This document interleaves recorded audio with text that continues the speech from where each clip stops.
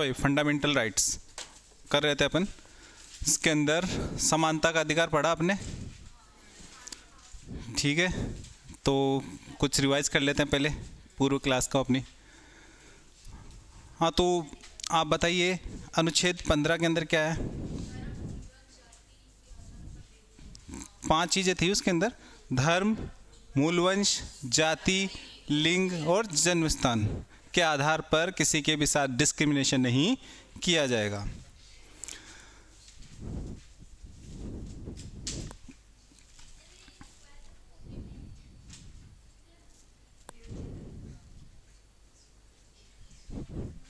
हाँ, अपन ये कर रहे थे मूल अधिकार और विधिक अधिकार, ये है ना।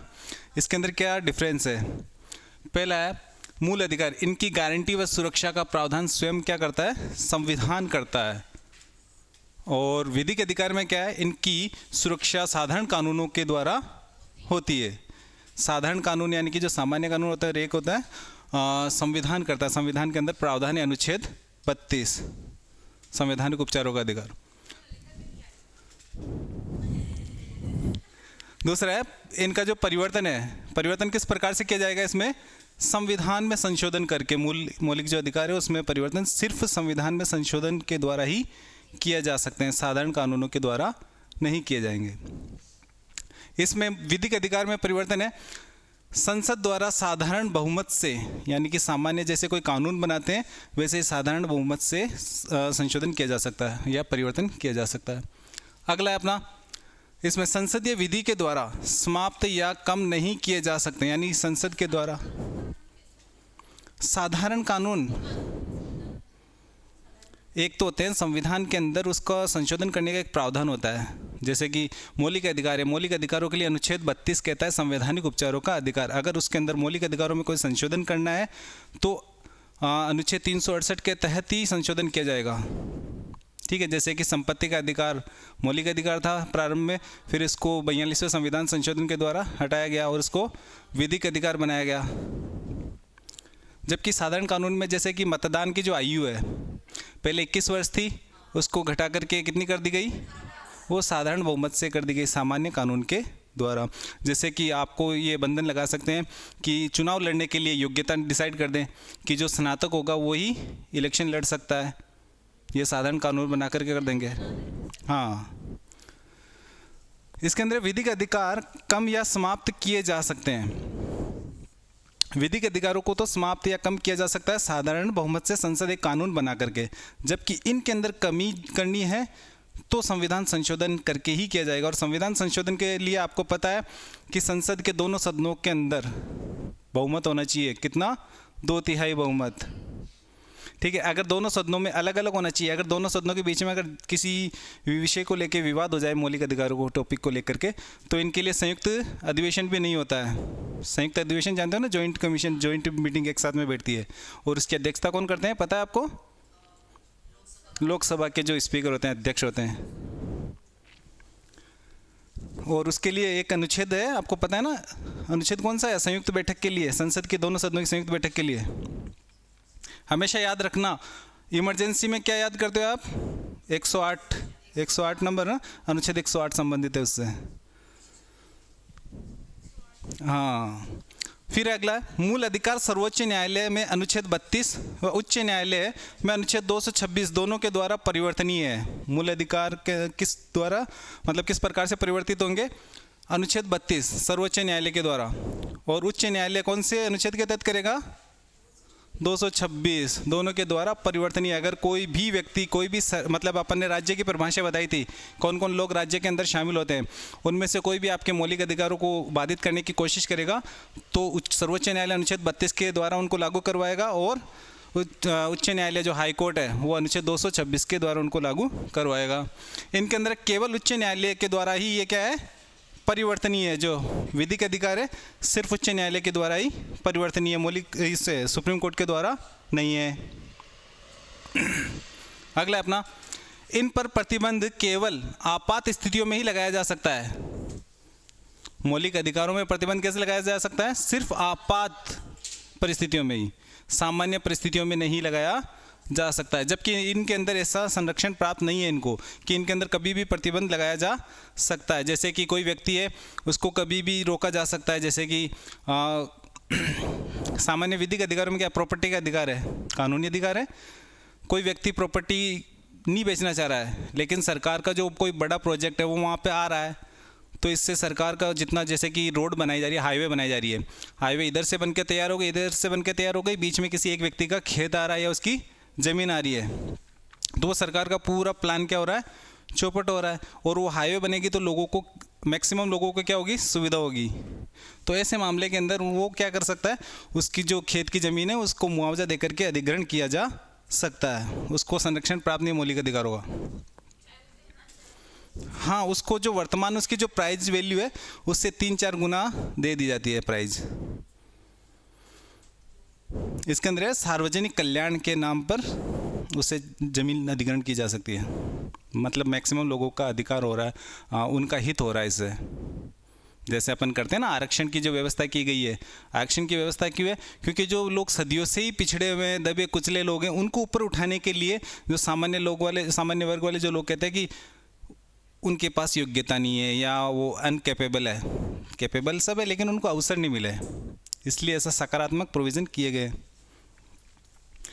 इसके अंदर देखें आप उदाहरण, उपभोक्ताओं, शेयर धारकों के अधिकार, सूचना का अधिकार आदि विधिक अधिकार है। विधिक अधिकार के अंदर आप क्या क्या ले सकते हैं, उपभोक्ताओं के अधिकार। उपभोक्ता कौन होते हैं, जो वस्तुओं का या सेवाओं का उपयोग करता है, वस्तुएं खरीदता है या कोई सेवा ले रहा है। जैसे कि अपन बात करते हैं ओला कैब है, उसकी आप यूज कर रहे हो सर्विस, ठीक है, अगर उसके कोई ड्राइवर आपके साथ बदतमीजी करे या आपसे ज़्यादा चार्जेस वगैरह करे तो आपको संरक्षण प्राप्त होता है, उपभोक्ताओं के अधिकार होते हैं। शेयर धारकों के अधिकार, जो शेयर मार्केट से या किसी कंपनी के शेयर खरीदते हैं उनके कुछ राइट्स होते हैं, वो कभी भी उनको खरीद सकते, कभी भी बेच सकते हैं। फिर है सूचना का अधिकार, राइट टू इन्फॉर्मेशन।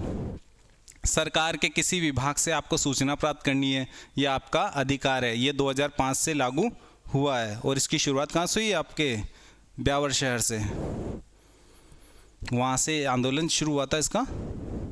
फिर ये सारे विधिक अधिकार के अंतर्गत आते हैं। विधिक अधिकार क्या है भाई, देखो आप, भाग 3 के बाहर के अधिकार जिन्हें सांविधिक या विधिक या गैर मूल्य अधिकार भी कहा जाता है। विधिक अधिकार भाग 3 के बाहर के वे सारे अधिकार आ जाते हैं। भाग 3 के अंदर सिर्फ मौलिक अधिकार है, इनके बाहर जितने भी जो अधिकार होंगे वो विधिक अधिकार के अंतर्गत आएंगे। जिसमें क्या है, सांविधिक अधिकार भी कहते हैं इनको। सांविधिक यानी कि संविधान की विधि, मतलब कि एक कानून बना करके इनको स्थापित किया गया होता है। विधिक अधिकार और गैर मूल्य अधिकार होते हैं ये, इनको संरक्षण प्राप्त नहीं होता है। किसका, अनुच्छेद 32 का। अनुच्छेद 265, विधि के प्राधिकार के बिना किसी कर को लगाया या संग्रहित नहीं किया जा सकता है। विधि के प्राधिकार के बिना मतलब कि कोई कानून बनाए बिना किसी भी नए प्रकार का कर या टैक्स नहीं लिया जा सकता है। कोई, जैसे कि जीएसटी लागू की गई, उसके लिए एक कानून बनाया गया था, पहले संविधान में संशोधन किया गया था, उसके बाद में ही जीएसटी लागू की गई थी। जैसे कोई भी नया टैक्स लगाएगी गवर्नमेंट तो पहले विधि बनाएगी उसके लिए। अगला है अनुच्छेद 300 का, ये किससे संबंधित है, संपत्ति के अधिकार। पहले किस में था भाई, ये कौन सा अनुच्छेद था, 31। विधि के प्राधिकार के बिना व्यक्ति को संपत्ति से वंचित नहीं किया जा सकता है, यानी कि बिना कानूनी प्रोसीजर अपनाए किसी व्यक्ति को उसकी संपत्ति से बेदखल नहीं किया जा सकता है। किसी व्यक्ति की संपत्ति लेनी है तो या तो उसके साथ आपको समझौता करना होगा, उसको जो वो पैसे मांग रहा है वो देने होंगे, नहीं तो वो आपके अगेंस्ट कोर्ट में केस करेगा, तो वो कानूनी न्यायिक जो लड़ाई है वो आपको लड़नी होगी। अगला अपना अनुच्छेद 301, भारत के राज्य क्षेत्र में सर्वत्र व्यापार, वाणिज्य व समागम आबाद होगा। भारत के सर्वत्र क्षेत्र में, मतलब क्षेत्र में सर्वत्र व्यापार, यानी कि आपको व्यापार कर सकते हो किसी भी क्षेत्र में जाकर के।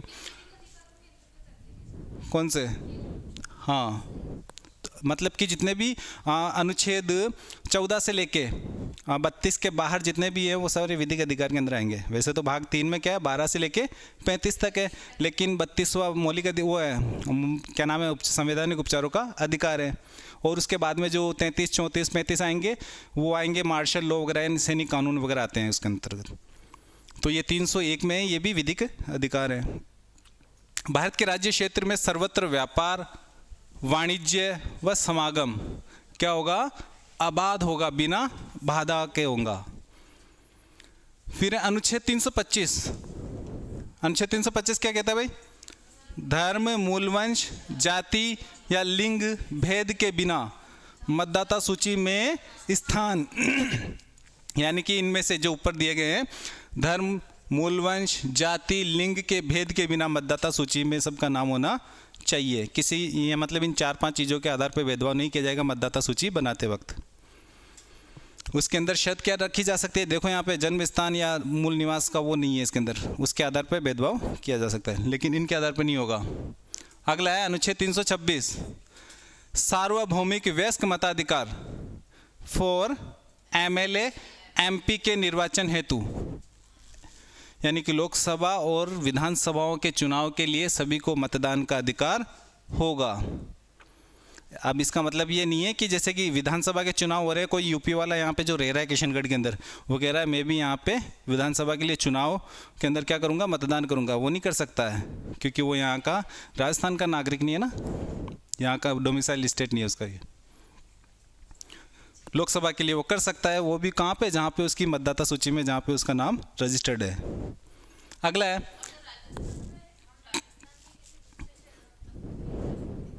आप कर सकते नहीं हो, क्योंकि आपको अगर वहाँ पे करना है जहाँ पे आप रह रहे हो तो वहाँ आपका वोटर ID कार्ड वहाँ का बनवाना होगा, यहाँ से आपका एड्रेस वगैरह चेंज करवाना होगा, उसके बाद करवा सकते हो। इन अधिकारों की सुरक्षा हेतु केवल उच्च न्यायालय ही अनुच्छेद 226 के तहत रिट जारी कर सकता है, सर्वोच्च न्यायालय नहीं। सर्वोच्च न्यायालय मौलिक अधिकारों के लिए करेगा, विधिक अधिकारों के लिए कौन करेगा, हाई कोर्ट करेगा। और वही 5 प्रकार के रिटें हैं, कौन कौन सी, बंदी प्रत्यक्षीकरण है, परमादेश है, उत्प्रेक्षण, प्रतिषेध और अधिकार प्रच्छा।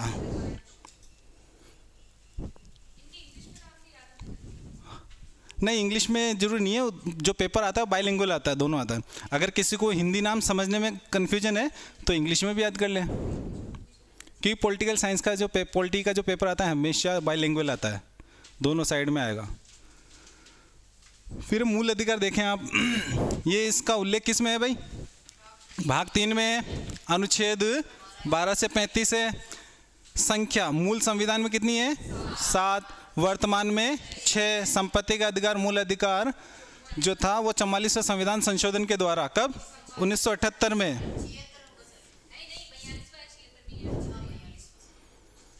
44वें संविधान संशोधन 1978 के द्वारा मौलिक अधिकार के रूप में समाप्त हो गया था। मूल अधिकार अमेरिकी संविधान से क्या है, प्रभावित है। अपन ने वो पढ़े थे कि कौन से देश से कौन सा प्रोविज़न अपने संविधान के अंदर लिया गया है, उसके अंदर था ये। फिर मूल अधिकार हैं, इनका उद्देश्य क्या है, इनका उद्देश्य है राजनीतिक लोकतंत्र की स्थापना करना है। अगला है इनको लागू कब हुए, संविधान के द्वारा स्वतः, यानी कि जब संविधान लागू हुआ था उसी दिन ये स्वतः ही रूप से लागू हो गए थे, क्योंकि इनका प्रोविजन संविधान के अंदर किया गया था। इनकी प्रकृति देखें आप, प्रकृति कैसी है इनकी, मूलतः है सकारात्मक, नकारात्मक होती है। मूलतः नकारात्मक है, क्यों, क्योंकि ये सरकार को कानून बनाने से रोकती है।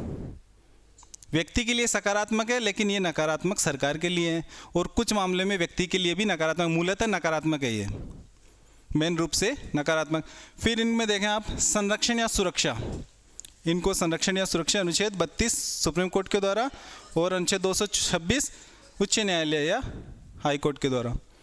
फिर इनमें संशोधन किस प्रकार से होगा, संसद द्वारा अनुच्छेद 368 के तहत, पर मूलभूत ढांचे में परिवर्तन नहीं किया जाएगा। अनुच्छेद 368 के तहत संशोधन किया जाएगा लेकिन मूलभूत ढांचे में परिवर्तन नहीं होगा। मूलभूत ढांचा का सिद्धांत कौन से मामले में दिया गया, केशवानंद भारतीयवाद 1973 में। ये आज तक की सुप्रीम कोर्ट की सबसे बड़ी बैच थी जिसमें 13 न्यायाधीशों ने फैसला सुनाया था अपना।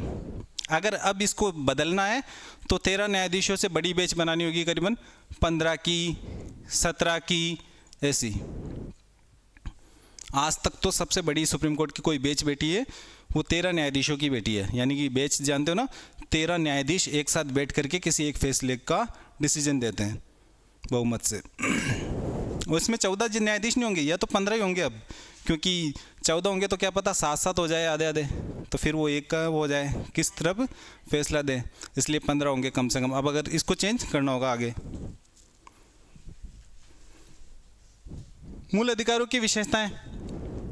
हाँ भाई, मूल अधिकारों की विशेषता में पहला क्या है, मौलिक अधिकार क्या है, सीमित है, निरंकुश या अबाधित नहीं है। तो क्या है, लिमिटेड, नॉट एब्सोल्यूट। इंग्लिश वाले नहीं आएंगे आज, एक आई है। अच्छा, भारतीय संविधान में मौलिक अधिकारों पर प्रतिबंध की व्यवस्था है। मौलिक अधिकारों पर प्रतिबंध की व्यवस्था है या नहीं है? है। कब है? आपातकाल के अंदर है, जबकि अमेरिका में ऐसा नहीं है। अमेरिका में आपातकाल में भी लोगों को मौलिक अधिकार प्रोवाइड रहते हैं। इसमें राष्ट्रीय एकता, अखंडता, सार्वजनिक व्यवस्था, स्वास्थ्य आदि के आधारों पर प्रतिबंध लगाया जा सकता है। अपन ने पिछली क्लासों के अंदर डिस्कस किया था सार्वजनिक व्यवस्था के आधार पर कैसे लगाया जा सकता है प्रतिबंध। जैसे कि किसी मोहल्ले से अपन को रैली निकालनी है, धार्मिक रैली निकालनी है, तो वहाँ पे लॉ एंड ऑर्डर का मामला देकर के पुलिस आपको अनुमति नहीं देती है कि वहाँ पे झगड़े वगैरह हो सकते हैं। या जैसे कि कोई धूप वगैरह कर रहा है, ठीक है, जैसे कि वो क्या नाम है, अपने मुस्लिम समुदाय के लोग करते हैं ना, वो धूपड़ा लेकर के धूप के लिए निकलते हैं, तो फिर उससे धुआं वगैरह निकलता है, वो लोगों के स्वास्थ्य के लिए हानिकारक हो सकता है। इस आधार पे भी उसको रोका जा सकता है। अखंडता यानी कि खंडित ना होना, तोड़ना नहीं, अनब्रेकेबल। अगला है, मूल अधिकार प्राकृतिक या अगणित नहीं है। भारतीय संविधान में उन्हीं अधिकारों को स्वीकार करता है जिनका वर्णन भाग 3 में है। यानी मूल जो अधिकार है अनलिमिटेड नहीं है, असीमित नहीं है, इनकी संख्या सीमित है। वो जो भाग 3 में दी गई है वही मूल अधिकार है। 6 हैं, लेकिन उनको डिटेल से देखें तो बहुत सारे निकलेंगे उसके अंदर। जैसे कि अनुच्छेद 19, उसमें 6 प्रकार की स्वतंत्रता दी गई है, ठीक है। अनुच्छेद 15 में अलग दी हुई है, 16 में दी हुई है, 17 में तो एक ही है। 17 में क्या है, अस्पृश्यता का अंत। 17 मीन्स खतरा, जोड़ रखा है ना, बढ़िया है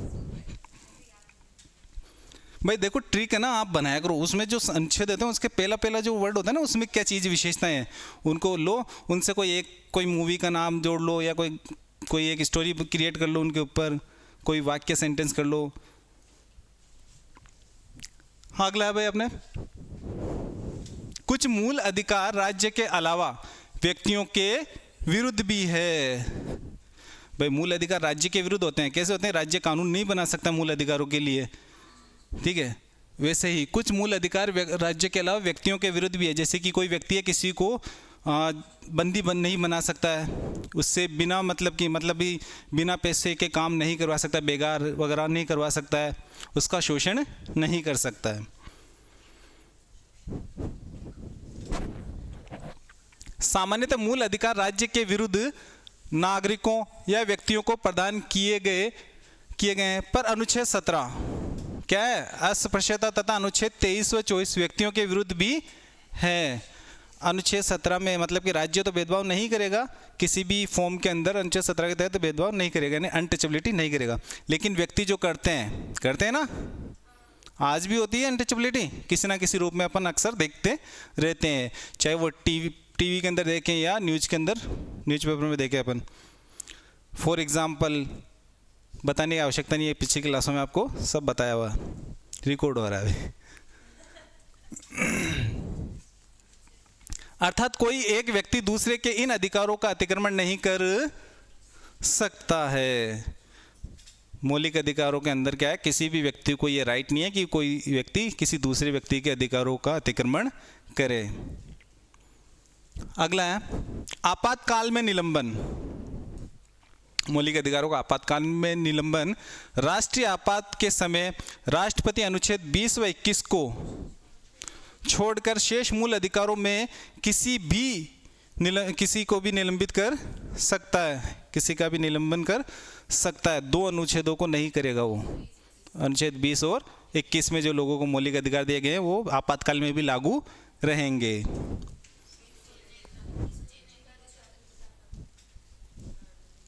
अनुच्छेद 20 क्या है भाई? 2 से सिद्धि के लिए। अनुच्छेद 21 जीवन का अधिकार।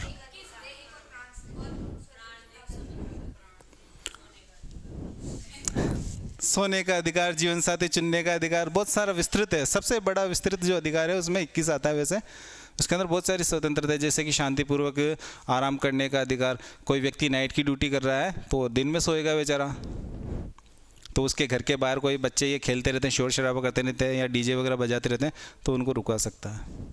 अगला है, सर्वोच्च न्यायालय को मूल अधिकारों के परिवर्तन के लिए बंदी प्रत्यक्षीकरण, परमादेश, उत्प्रेक्षण, प्रतिषेध और अधिकार परीक्षा, यानी कि ये 5 प्रकार के रिट जारी करने का अधिकार दिया गया है। किसको दिया गया है? सर्वोच्च न्यायालय मीन्स सुप्रीम कोर्ट 32 के तहत। जबकि उच्च न्यायालयों को अनुच्छेद 226 जो एक मौलिक अधिकार नहीं है, अनुच्छेद 226 मौलिक अधिकार नहीं है, ठीक है। मूल अधिकारों का उल्लंघन न होने पर भी निषेधाधिकार, रिटों को जारी करने का अधिकार दिया गया है। अनुच्छेद 226 के तहत हाई कोर्ट को दिया गया है। यही 5 प्रकार की रिटें जारी कर सकता है, लेकिन ये विधिक अधिकारों के लिए भी जारी कर सकता है।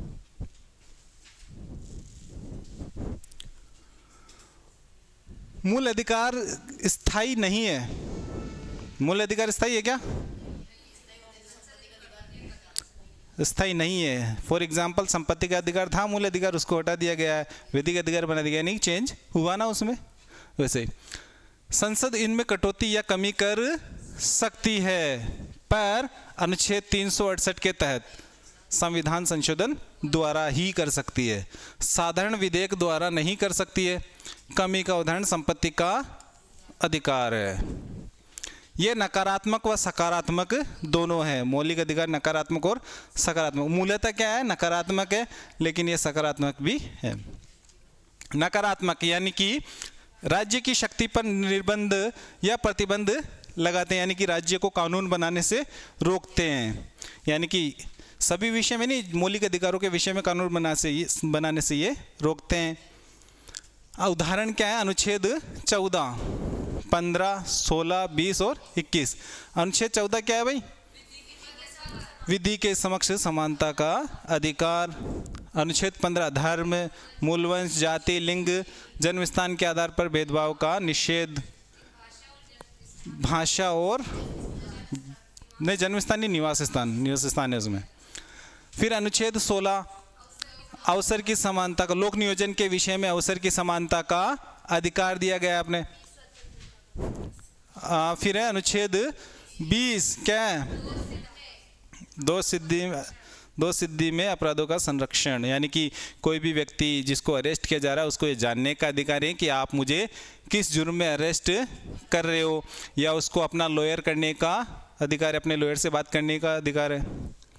अनुच्छेद 21 प्राण एवं दैहिक स्वतंत्रता, यानी कि किसी भी व्यक्ति को उसके प्राणों से अलग नहीं किया जा सकता बिना विधि की प्रक्रिया के।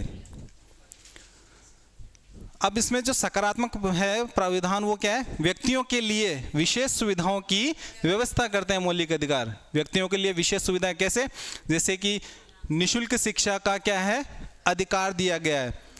कौन से? अनुच्छेद 21A या अनुच्छेद 21 के, हिंदी में अनुच्छेद 21 के, इंग्लिश में 21A। उसके अंदर क्या है? 6 वर्ष से लेकर 14 वर्ष तक के बच्चों को निःशुल्क प्राथमिक शिक्षा प्राप्त करने का अधिकार है। बच्चा पढ़ेगा तभी तो वो अपना अच्छा कर पाएगा जीवन के अंदर, ठीक है। तो ये क्या अवसरों की सुविधाएं प्रोवाइड करवा रहा है, इसलिए सकारात्मक है। बहुत सारे हैं, लेकिन जैसे कि आरक्षण की व्यवस्था है, जो सदियों से पिछड़े कुचले हैं उनको आगे बढ़ने का अधिकार दिया जा रहा है मौलिक अधिकारों के द्वारा, ताकि उनका भी क्या हो सके? प्रतिनिधित्व हो सके। किसमें प्रतिनिधित्व किसमें हो सके? अनुच्छेद 16 के तहत किसमें हो सके? सरकारी नौकरियों में। वो जो राजनीतिक आरक्षण है वो तो अनुच्छेद कौन सा है? SC ST एंग्लो इंडियन के लिए जो राजनीतिक आरक्षण है जिसको हर 10 वर्ष के बाद बढ़ाया जाता है, कौन सा अनुच्छेद में बताया था ना आपको? भूल गए। अनुच्छेद 368 में तो संशोधन होता है। ऐसे नहीं है, आज टेस्ट होना था आप लोगों का और आप ऐसे कर रहे हो। हैं देखो फटाफट 330। इसमें क्या सकारात्मक व्यक्तियों के लिए विशेष सुविधाओं की व्यवस्था करता है। उदाहरण क्या है? अनुच्छेद 21A 25। अनुच्छेद 25 क्या है? अंतःकरण की धर्म को अबाध रूप से मानने और आचरण करने की स्वतंत्रता दी गई है इसके अंदर। यानी कि व्यक्ति किसी भी धर्म को, अपना जो धर्म है उसको किसी भी प्रकार से मान सकता है, किसी भी प्रकार से अपनी पूजा पद्धति कर सकता है, चाहे आप मोमबत्ती जला के करें, चाहे अगरबत्ती जला के करें, चाहे तिलक लगा के करें, चाहे आरती उतार के करें। फिर अनुच्छेद 29 क्या है? अल्पसंख्यकों को कुछ अधिकार दिए गए हैं। वो अपनी शिक्षण संस्थाएं स्थापित कर सकते हैं, अपनी संस्कृति, अपनी क्या नाम है, लिपि का संरक्षण कर सकते हैं। क्या? हाँ, तो मैं तो इसमें 29 में भाषा लिपि वगैरह बता रहा हूँ ना। हाँ, 30 में शिक्षण संस्थाएं, अल्पसंख्यक अपनी शिक्षण संस्था स्थापित कर सकता है, जैसे कि मदरसा एजुकेशन जो चलती है मुस्लिम समुदाय के अंदर, यह अनुच्छेद 30 में। ये क्या है? सकारात्मक प्रावधान थे, मौलिक अधिकार हो गए। अगला अपना सकारात्मक अभिव्यक्ति वाले मूल अधिकार। अनुच्छेद 21A शिक्षा पाने का निशुल्क अधिकार। निशुल्क व अनिवार्य अधिकार। हर बच्चे का ये अधिकार है कि उसको कक्षा 6 मतलब कि 1 से लेकर 8 तक निशुल्क शिक्षा मिले और अनिवार्य रूप से मिले, सभी के लिए है। इसी के लिए सरकार ने कानून बनाया था, इसी को अच्छे से लागू करने के लिए। RTE एक्ट कब लागू हुआ था? RTE एक्ट 2009 के अंदर बन के तैयार हुआ था।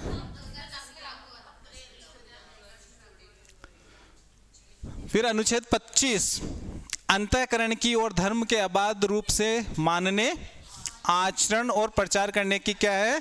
स्वतंत्रता। यह सकारात्मक प्रावधान है। ये भी 29(1) में क्या है? प्रत्येक नागरिक को अपनी विशेष भाषा, लिपि या संस्कृति बनाए रखने का अधिकार दिया गया। अनुच्छेद 29(1). अनुच्छेद 30(1) में क्या है?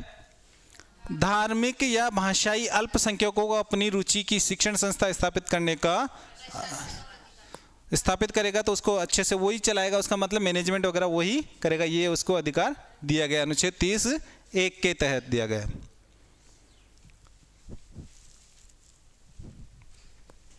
मूल अधिकार में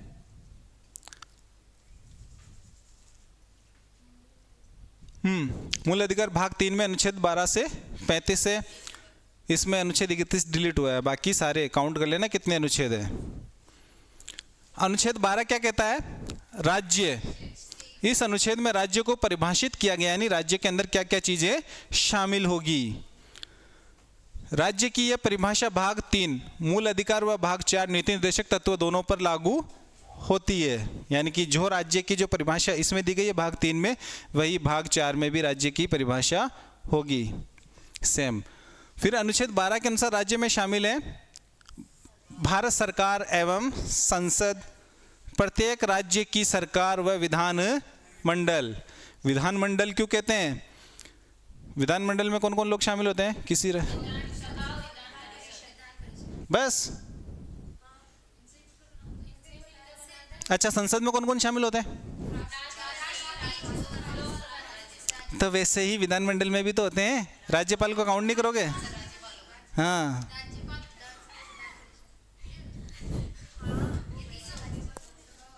जिन राज्यों के अंदर एक ही सदन है वहां पे तो फिर विधानसभा कौन सा सदन है? नहीं, जैसे राज्यपाल भी तो होगा। जैसे राष्ट्रपति के साइन के बिना कोई कानून नहीं बनता है, वैसे राज्यपाल के साइन के बिना कोई कानून नहीं बनता है। अगला है इसी में ही राज्य की परिभाषा में स्थानीय प्राधिकारी। स्थानीय प्राधिकारी के अंतर्गत कौन आते हैं? नगर पालिकाएं, ग्राम पंचायतें और डिस्ट्रिक्ट बोर्ड आदि आते हैं अन्य प्राधिकारी के अंतर्गत। और भी है इसमें राज्य की परिभाषाओं में। हाँ, अगला है अन्य प्राधिकारी के अंदर जो राज्य है, जीवन बीमा निगम LIC, फुल फॉर्म क्या है? Life insurance corporation.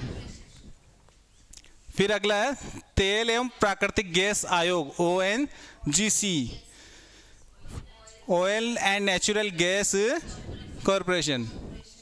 अगला है भारतीय खाद्य निगम FCI, food corporation of India, ये भी राज्य की परिभाषा में आता है। विश्वविद्यालय यानी कि यूनिवर्सिटीज़, UPS, हाँ यूनिवर्सिटीज जो आती है अपने। फिर है संघ लोक सेवा आयोग UPSC, union public service commission. कहाँ पे इसका मुख्यालय?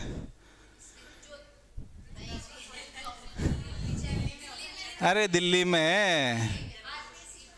RPSC का तो अजमेर है। हाँ अजमेर में आया।